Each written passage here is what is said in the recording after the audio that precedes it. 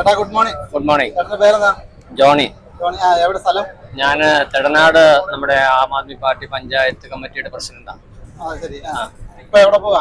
ഇപ്പൊ നമ്മൾ തിരുവനന്തപുരത്ത് നമ്മുടെ പ്രതിഷേധം അറിയിക്കാൻ പോവാണ്. ആം ആദ്മി പാർട്ടിയുടെ പ്രതിഷേധത്തില് ആം ആദ്മി പാർട്ടിയുടെ പ്രതിഷേധം നമ്മളൊരു രണ്ടാം സ്വാതന്ത്ര്യ സമരത്തിലാണ് ഇപ്പൊ നമ്മള് പങ്കെടുത്തുകൊണ്ടിരിക്കുന്നത്. കാരണം ഇന്ത്യ വലിയൊരു സ്വേച്ഛാധിപത്യത്തിന്റെ അടിമത്തത്തിന്റെ ഒക്കെ കീഴിലോട്ട് പോകുമ്പോൾ നമ്മുടെ ജനാധിപത്യവും ഭരണഘടനയും ഒക്കെ സംരക്ഷിക്കാൻ വേണ്ടിയിട്ട് നമ്മളൊരു രണ്ടാം സ്വാതന്ത്ര്യ സമരത്തിലോട്ട് ഇറങ്ങിക്കൊണ്ടിരിക്കുക.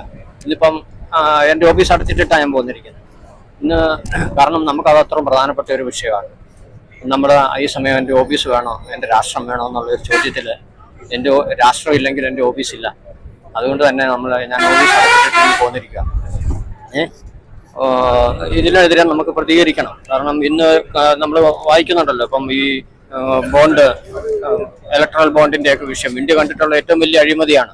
അതിനെതിരെ ഒന്നും ആർക്കും ശബ്ദിക്കാൻ നേരമില്ല. ഇവിടെ ഒരു അഴിമതിയും ചെയ്യാത്ത ഒരു മുഖ്യമന്ത്രിയാണ്, ഇത്രയും പോപ്പുലർ ആയിട്ടുള്ള, ഇത്രയും ജനങ്ങൾക്ക് പ്രയോജനപ്രദമായിട്ടുള്ള കാര്യമായിട്ട് ജനകീയനായിട്ടുള്ള ഒരു മുഖ്യമന്ത്രിയെ പിടിച്ച് അകത്തിടുകയും ഇതിൽ വലിയ ഫ്രോഡ് കാണിക്കുന്ന, വലിയ അഴിമതി, എല്ലാ തെളിവുകളുള്ള അഴിമതി കാണിച്ചിരിക്കുന്നവർ വലിയ വിശുദ്ധരായിട്ട് സമൂഹത്തെ അടക്കുകയൊക്കെ ചെയ്തു. ഇതിനെതിരെ നമുക്ക് പ്രതികരിക്കണ്ടേ?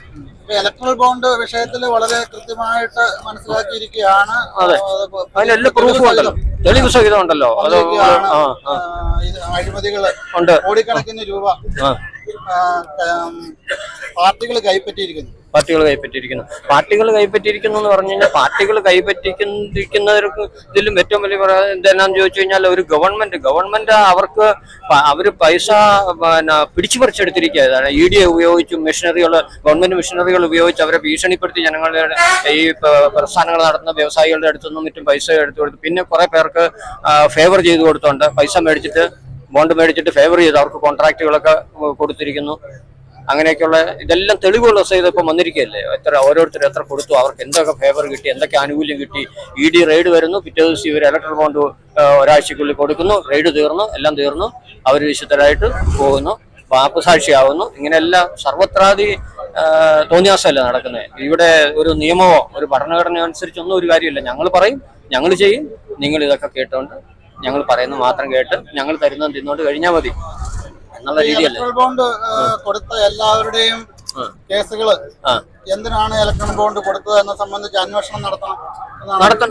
ശരിക്കും ഇത് ശരിക്കും ഗവൺമെന്റിന് എതിരെ ഉള്ള ഒരു ശക്തമായ കേസാണ്. കാരണം ഗവൺമെന്റ് ഒരിക്കലും ചെയ്യാൻ പാടില്ലാത്ത കാര്യമല്ല. അത് ഭരണഘടനാ വിരുദ്ധമാണ് അവർ ചെയ്തത്. അല്ലെ സത്യപ്രതിജ്ഞ ചെയ്തിരിക്കുന്നത് സത്യപ്രതിജ്ഞയ്ക്ക് വിരുദ്ധമായിട്ടാണ് ഗവൺമെന്റ് പ്രവർത്തിച്ചിരിക്കുന്നത്. അവർ പാർഷ്യലായിട്ടാണ് പ്രവർത്തിച്ചിരിക്കുന്നത്. അതായത് അവര് പൈസ മേടിച്ചിട്ട് അവർക്ക് ഫേവറുകൾ ചെയ്തു കൊടുത്തു. വ്യക്തികൾക്കോ സമൂഹങ്ങൾക്കോ ആർക്കും അങ്ങനെ ഫേവർ വൺ സൈഡായിട്ട് എല്ലാവരും ഈക്വലായിട്ട് കണ്ടിട്ടില്ല. ഒരു ഗവൺമെന്റ് നമ്മുടെ ജനാധിപത്യ വ്യവസ്ഥിതിയിൽ എല്ലാവരും ഈക്വലാണ്. അങ്ങനെ ഒരു സമൂഹത്തിനോ ഒരു വ്യക്തിക്കോ ഒരു പാർട്ടിക്കോ ആർക്കും അങ്ങനെ ഫേവറുകൾ ചെയ്തു കൊടുക്കാൻ പാടില്ല. അത് മാത്രമല്ല, അത് പൈസ മേടിച്ചിട്ടാണ് ചെയ്തിരിക്കുന്നത്. ഇലക്ട്രൽ ബോണ്ടിലൂടെ പൈസ മേടിച്ചിട്ട് അവർക്ക് വേണ്ട കാര്യങ്ങൾ ചെയ്തു കൊടുക്കുക, അല്ലെ അവരെ ഭീഷണിപ്പെടുത്തി പൈസ മേടിക്കുക. ഇതെല്ലാം പ്രൂഫ് സഹിതം നമ്മുടെ മുമ്പിലുണ്ട്. ഇതൊക്കെ എന്താണ് ഇതുവരെ ആരും ചോദ്യം ചെയ്യാത്തതെന്നാണ് ഞാൻ അത്ഭുതപ്പെടുന്നത്. കോടതിയിൽ ചോദ്യം ചെയ്യാനുള്ള പ്രൊവിഷൻസ് ഉണ്ടായി. എനിക്ക് നിയമം അറിയത്തില്ല, നിയമത്തിലുള്ള സംഗതികൾ അറിയത്തില്ല. പക്ഷെ കാണണമല്ലോ. കാരണം ഇത് ഭരണഘടനാ വിരുദ്ധമാണ്, സത്യപ്രതിജ്ഞ ലംഘനമാണ്. അപ്പൊ ഇത് നമുക്ക് ചോദ്യം ചെയ്യാനുള്ള കാര്യങ്ങളുണ്ട്. കാരണം ഇതിനെല്ലാം പ്രൂഫും ഉണ്ട്. അല്ല, സത്യപ്രതിജ്ഞാ ലംഘനം എന്ന് പറയുമ്പോൾ ഞാൻ പറയട്ടെ, ED എന്ന് പറഞ്ഞാൽ ധനകാര്യ മന്ത്രാലയത്തിന്റെ കീഴിലുള്ള ഒരു ഏജൻസിയാണ്. അപ്പൊ ഈ കോൺട്രാക്ടുകൾ കൊടുത്തിരിക്കുന്നത് വേറെ ഗവൺമെന്റ് മെഷീനറിയാണ്. മേഘ എഞ്ചിനീയറിംഗിന് കോൺട്രാക്ട് കൊടുത്തിരിക്കുന്നത് മഹാരാഷ്ട്ര സർക്കാരല്ലേ കൊടുത്തിരിക്കുന്നത്. അപ്പൊ മഹാരാഷ്ട്ര സർക്കാർ കോൺട്രാക്ട് കൊടുത്തു. ഇലക്ട്രൽ ബോണ്ട് വഴി BJP പാർട്ടിക്കാണ് ഫണ്ട് കിട്ടിയിരിക്കുന്നത്. അതെ, BJP പാർട്ടിയാണല്ലോ ഭരിക്കുന്നത്. മഹാരാഷ്ട്രയിൽ ഭരിക്കുന്ന BJPയുടെ പാർട്ടി അധികാരത്തിൽ വന്ന ശേഷമാണ് ഈ ബോണ്ട് കൊടുത്തിരിക്കുന്നത്. അതെ. അപ്പൊ പാർട്ടിയല്ലേ കേസെടുക്കും, പാർട്ടിക്കെതിരെയല്ലേ കേസെടുക്കണ്ടേ? BJP പാർട്ടിക്കെതിരെ കേസെടുക്കാം. പാർട്ടിക്കെതിരെ എടുക്കാം, ഗവൺമെന്റിനെതിരെ എടുക്കാം. കാരണം ഇത് ഗവൺമെന്റ് അല്ലേ, പാർട്ടി അല്ലല്ലോ കൊടുക്കുന്നത്. പാർട്ടി ഭരിക്കുന്നു, അതുകൊണ്ട് പാർട്ടിക്ക് ഫണ്ട് കൊടുത്തിരിക്കുന്ന പാർട്ടിക്ക് ഉത്തരവാദിത്തമുണ്ട്. പക്ഷെ ആ പാർട്ടിക്ക് വേണ്ടിയിട്ട് ആ ഗവൺമെന്റ് പാർഷ്യലായിട്ട് ബിഹേവ് ചെയ്തു എന്ന് പറയുമ്പോൾ അത് ചോദ്യം ചെയ്യണമല്ലോ. കാരണം ആ പാർട്ടിയല്ലേ ഭരിക്കുന്നത്, ആ പാർട്ടിയാണല്ലോ ഭരിക്കുന്നത്. പിന്നെ നമുക്ക് ഇത് തെളിവുകളുണ്ടല്ലോ. അത് കാരണം ഇനി പാർട്ടിക്ക് പൈസ കൊടുത്തു, പിറ്റേ ദിവസം അവർക്ക് ഫേവർ ലഭിക്കുന്നു, എന്ന് പറഞ്ഞു കഴിയുമ്പോൾ തന്നെ അത് ലിങ്ക്ഡ് ആണല്ലോ, നമുക്ക് എല്ലാ പ്രൂഫും ഉണ്ടല്ലോ. അതെ. പൈസ കൊടുത്തതായിട്ടും അവർക്ക് ഫേവർ ലഭിച്ചതായിട്ടും അതൊന്നും ആർക്കും നിഷേധിക്കാൻ പറ്റത്തില്ല. ഇപ്പൊ അതില് വെച്ച് നോക്കിയപ്പോ ഇപ്പൊ കേജ്രിവാളിനെയൊക്കെ അറസ്റ്റ് ചെയ്തിരിക്കുന്ന കേസില് എന്താ വെറും ഒരു ആരോപണം മാത്രം. അതും ഈ പറഞ്ഞ പോലെ ബോണ്ട് കൊടുത്ത് മാപ്പുദാശിയായി ഒക്കെ വന്ന ഒരാൾ പറഞ്ഞിരിക്കുന്ന വെറുതെ ഉള്ള ഒരു സ്റ്റേറ്റ്മെന്റ് മാത്രമേ ഉള്ളൂ. ഇതിന്റെ അകത്ത് പൈസ കൈമാറിയതായിട്ടുള്ള ഒരു തെളിവ് പോലും ഇല്ല. അവൻ പൈസ കൊടുത്തു, അത് ഇലക്ഷന് ഉപയോഗിച്ചു എന്നൊക്കെ ഇങ്ങനെയുള്ള ഒരു ആരോപണം മാത്രമേ ഉള്ളൂ. ഇതങ്ങനെയല്ലല്ലോ. അത് വെച്ച് നോക്കുമ്പോൾ എത്രയോ സീരിയസ് ആണ്, എത്രയോ കൺമുമ്പിൽ നിൽക്കുന്ന സംഭവമാണ്, എത്രയോ പ്രൂഫുള്ള സംഭവമാണ് ഇത്. കേജ്രിവാളിനെതിരെ ഇപ്പൊ ഈ മാപ്പുസാക്ഷി വന്നിരിക്കുന്നത് ഒരു ഗൂഢാലോചനയുടെ ഭാഗമായി അരവിന്ദ് ഫാർമയുടെ ശരത് ചന്ദ്ര റെഡ്ഡി സാക്ഷിയാണ് എന്നാണ്. അല്ല, കാരണം അത് വ്യക്തമാണല്ലോ. പുള്ളി ആദ്യം അതിന്റെ ഇത് കൊടുത്തു, പിന്നെ പുള്ളിക്കാരന് ജാമ്യം കിട്ടുന്നില്ല. അത് കഴിഞ്ഞപ്പോ ഇലക്ട്രൽ ബോണ്ട് കൊടുത്തു. ഇലക്ട്രൽ ബോണ്ട് കൊടുത്തു കഴിഞ്ഞപ്പോ പുള്ളിക്ക് ജാമ്യം കിട്ടി. ജാമ്യം കിട്ടിക്കഴിഞ്ഞ് പിന്നെ പുള്ളിക്കാരനെ മാമസാക്ഷിയാക്കുന്നു. പുള്ളി മൊഴി തിരുത്തി പറയുന്നു. ഇതിന്റെ എല്ലാ സമയത്തും പാർട്ടിക്ക് പൈസ കൊടുത്തോണ്ടിരിക്കുന്നു. ഇതെല്ലാം ഡേറ്റ് സഹിതം പ്രൂഫ് സഹിതം ഉണ്ടല്ലോ. എല്ലാ സ്റ്റേറ്റ്മെന്റ് മാറ്റി പറയുന്നതും കാര്യങ്ങളും. അപ്പൊ ഇനി അയാൾ അങ്ങനെ പറഞ്ഞു എന്ന് പറഞ്ഞാൽ ഇപ്പൊ സുപ്രീം കോടതി തന്നെ അന്ന് കേസിൽ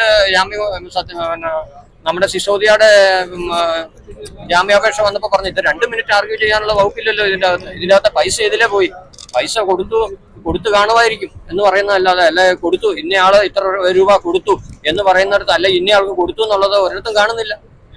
കൊടുക്കാനുള്ള സാധ്യത ഉണ്ടെന്ന് പറയുന്നതല്ലാതെ ഈ കൊടുത്തുന്ന ഈ പൈസ ഒരാൾ സ്വീകരിച്ചതായിട്ടോ ഇല്ല. അത് പൈസ കൊടുത്തു, അത് ഇലക്ഷൻ ഉപയോഗിച്ചു എന്നൊക്കെ ഇങ്ങനെ പറയുന്നതല്ലാതെ അത് വെച്ച് നോക്കി കഴിയുമ്പോഴത്തേക്ക് എത്രയോ സുതാര്യമായിട്ടുള്ള കേസ്, എത്രയോ പ്രൂഫ് ഉണ്ട്. ഇത് ബോണ്ട് കൊടുത്തതും അവർക്ക് ഫേവർ ലഭിച്ചതും ഒക്കെയുള്ള കാര്യം, ഓരോ കമ്പനികൾക്കും ലഭിച്ച ഫേവറുകൾ എന്നാണെന്നുള്ളതൊക്കെ നമുക്ക് ആ ഡേറ്റ് വൈസ് തന്നെ കൃത്യം അറിയാൻ പറ്റുന്നതല്ലോ.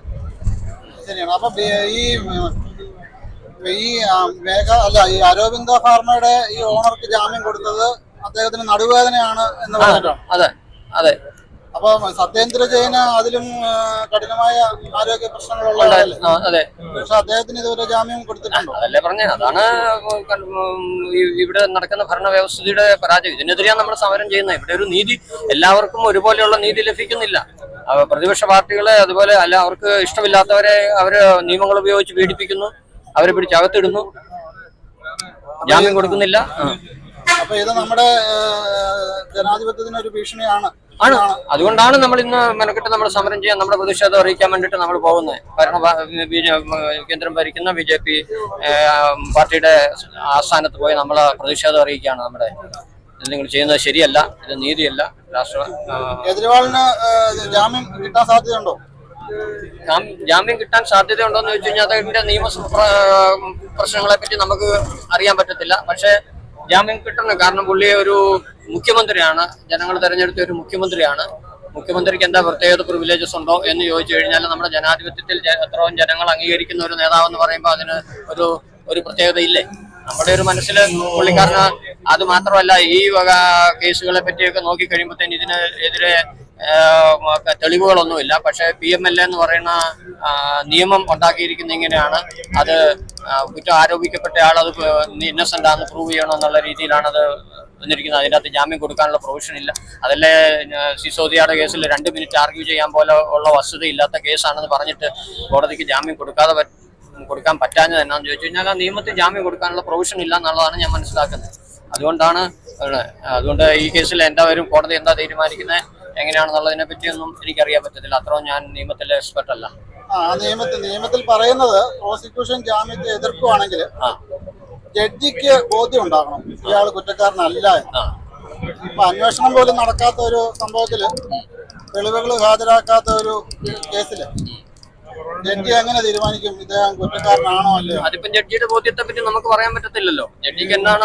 ജഡ്ജിക്ക് അത്ര ഉത്തമ ബോധ്യം ഉണ്ടോ? ഇനി ഉത്തമ ബോധ്യം ഉള്ളിന്റെ ഉള്ളിൽ ഉണ്ടെങ്കിൽ തന്നെ അങ്ങനെ ഒരു വിധി പ്രഖ്യാപിക്കാനുള്ള ധൈര്യവും ഈ ജഡ്ജിക്കുണ്ടോ എന്നും നമുക്ക് പറയാൻ പറ്റത്തില്ല. ഇന്നിപ്പോ പല കാര്യങ്ങളും മനുഷ്യനറിയാമെങ്കിലും പറയാൻ ധൈര്യമില്ല. അങ്ങനെയുള്ള ഒരു സാഹചര്യമാണല്ലോ നമ്മുടെ കേരളത്തിലൊക്കെ പല കാര്യങ്ങളും നമ്മൾ കാണുന്നുണ്ടല്ലോ. ധൈര്യമില്ലാത്ത തന്നെ. ഓക്കെ ചേട്ടാ, താങ്ക് യു. എല്ലാവിധ ആശംസകളും.